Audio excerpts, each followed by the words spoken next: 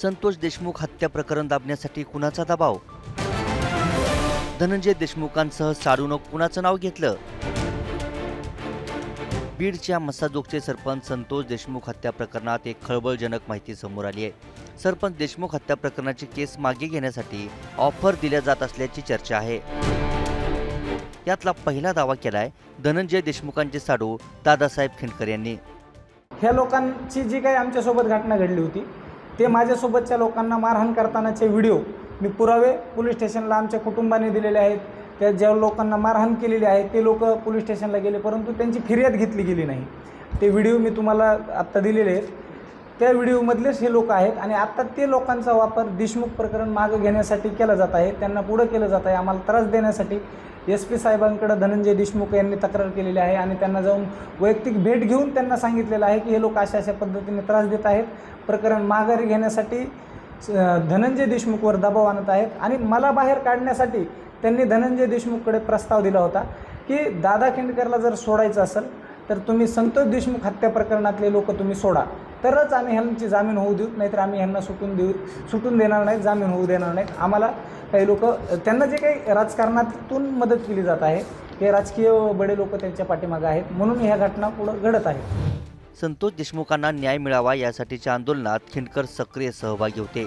मात्र एका मारहाणीच्या व्हिडिओवरून आरोप झाल्यानंतर खिंडकर ही जेलमध्ये होते. तुरुंगातील दादा खिंडकरांना सोडवण्यासाठी संतोष देशमुख हत्या प्रकरणाची केस मागे घेण्याची ऑफर दिल्याचा दावा हा असा उघडपणे केला जातोय.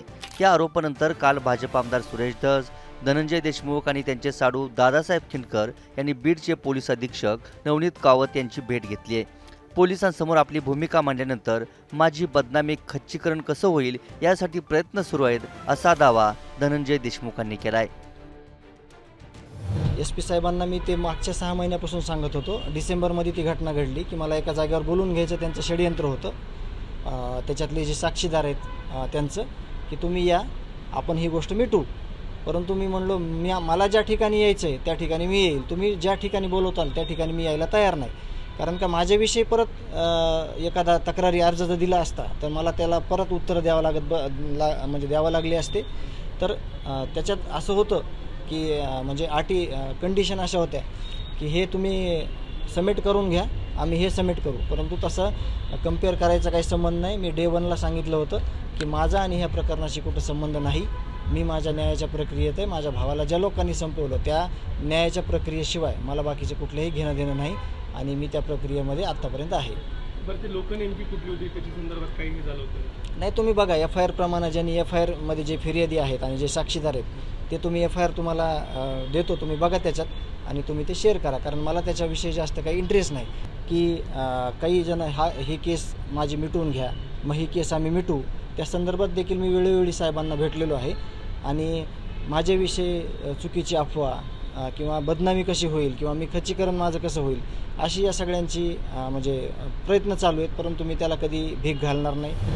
संतोष देशमुख हत्या प्रकरणावरून आरोपींच्या पाठीशी राजकीय पाठबळ असल्याची चर्चा होती. आता तोच मुद्दा पुन्हा एकदा चर्चेत आलाय. पण धनंजय देशमुखांवर भावाची केस मागे घेण्यासाठी दबाव टाकणारे कोण आहेत? त्या जागेवर बोलवून कोण षडयंत्र आखत होतं? खिंडकरांच्या त्या व्हिडिओवरून कोण ऑफर देत होतं? असे अनेक सवाल आता पुन्हा एकदा उपस्थित होत आहेत. बीडहून रोहिदास हातागळेसह ब्युरो रिपोर्ट, मुंबई तक.